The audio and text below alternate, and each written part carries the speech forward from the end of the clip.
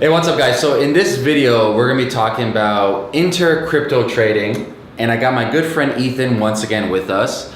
And so we've been getting a lot of questions on how can people purchase and accumulate different cryptocurrencies and tokens. And it is frustrating because for the most part, it's kind of convoluted and complicated. Sure. It's also like it's generally there are lots of descriptions out there about how to get into Bitcoin, let's say, but how do you get into some other kind of currency? There's so many choices out there too, right? There are literally hundreds of cryptocurrencies that you can find. Last time I checked was like 834. Oh my gosh. We're getting up there. That's pretty high. But yeah, going from crypto to crypto can be a little bit convoluted and different. So I think it would be pretty cool to describe to people some of the different options that exist. So once you get into the crypto economy, you might be wondering, well, how do I get into, let's say, Dash as an example, right? Dash is another cryptocurrency that exists alongside Bitcoin and several others in the cryptocurrency ecosystem. So the way to get to Dash, you would trade Bitcoin for Dash, and you have to find a platform that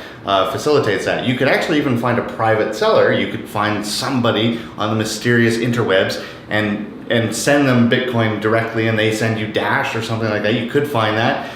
Practice your due diligence so that you're not just blindly trading with people and then you're sending them off a bunch of value and they run away with it. That would really suck. But there are other options too, like exchanges, right? So popular exchanges like Bittrex or Poloniex. And people have their different sorts of opinions about different exchanges and whether or not they work well. I know that for me, at least, Poloniex always seems to run into some hardware issues, seems kind of slow. I'll tell you something with Poloniex. The customer service is horrendous, and I hope they watch this and they realize they gotta upgrade their customer service staff. And number two, how the warning methods for letting me know that something's been disabled is horrendous. So for actual respect for their customers and clientels, I give it a negative 10 out of 10. It's horrible. That is horrible. That is like a hardcore condemnation. But whatever you think of Poloniex, there are some things to be aware of, right? So first, hardware issues, customer service may not be up to snuff. Some people might not like how they treat their customers. Other things like Poloniex also, or any exchange really, can delist an asset without warning. So you could have cryptocurrency on an exchange and suddenly it gets frozen, you can't withdraw it, you can't trade it, nothing. So you have to be aware of that. And that's also one reason why you probably just don't want to keep cryptocurrency on an exchange. If you have a cryptocurrency, you should also have a digital currency wallet for that cryptocurrency so that you can keep it within your control, so that you don't hand off control to somebody else. If you leave cryptocurrency on an exchange, then that exchange controls your crypto. You don't actually have it. I think that's an old piece of wisdom that's pretty relevant in the cryptocurrency space, that a lot of people, it's worth repeating, it bears repeating. Put it on a hard wallet. There's a link below this video if you want to get one that I personally use. Put it on a paper wallet. Hell, if some of them don't have the option for a hard wallet or paper wallet, just put it on a standard hard drive. Sure, anything that you control, that's the idea, is that you control your crypto.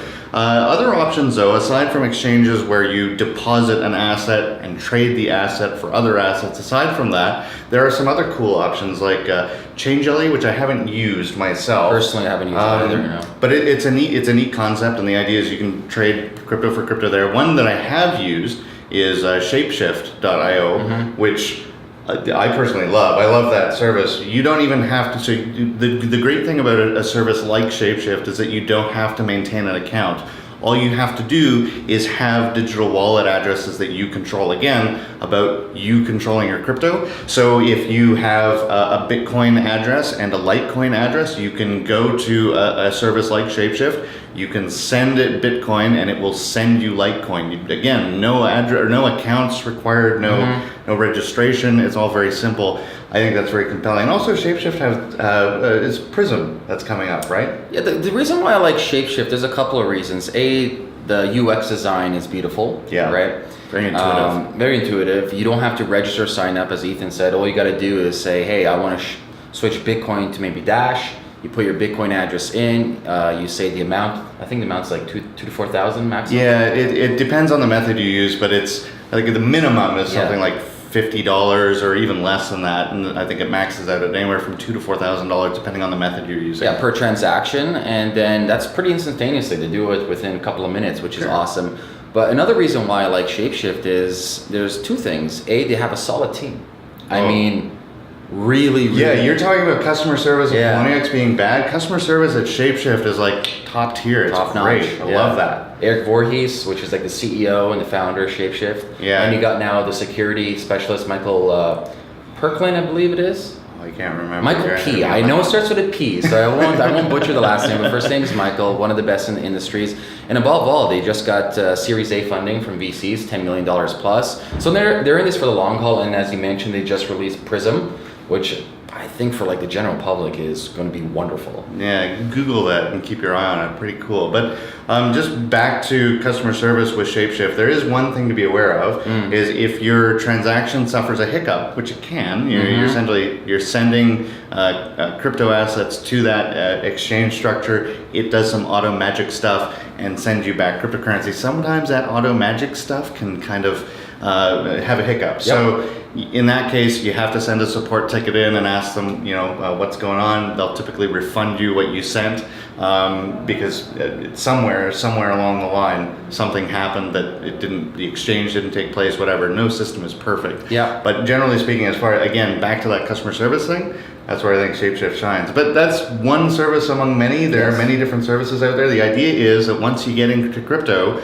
you should look at all the options that are out there for changing into other crypto. Yeah, like for ShapeShift, it's just quick and easy. You're not doing crazy amounts of volume. But then you can do something like Bittrex, where you can go into fiat, out of fiat, hold it onto fiat on the actual exchange, and to buy into different cryptos.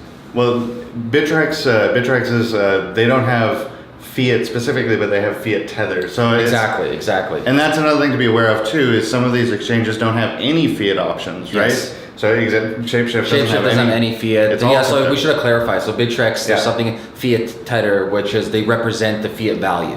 Yeah, and that's complicated in its own way to change out of. Yeah. But anyway, like I said, lots of options. There's so many options out there. If you want to get into crypto and you're looking at diversifying your sort of exposure to different cryptocurrencies, all sorts of platforms. We've mentioned a bunch of platforms here, but there are all kinds of platforms that you can access to change crypto exchanging. That's right. I like it. Awesome. We'll keep it at that. Like always, guys, if you have a comment or question, leave it below this video, and we'll talk to you soon. Peace. Toodles.